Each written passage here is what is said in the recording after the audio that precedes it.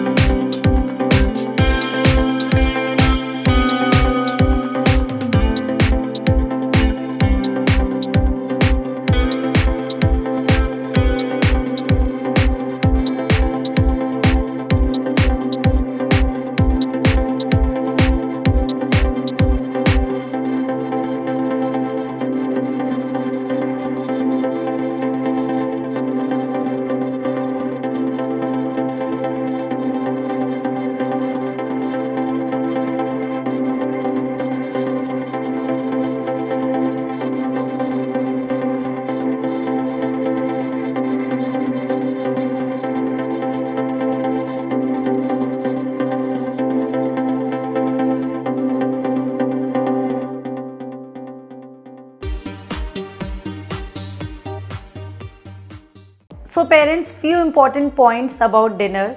Choose right dishes for dinner. In lunch and breakfast you can try anything.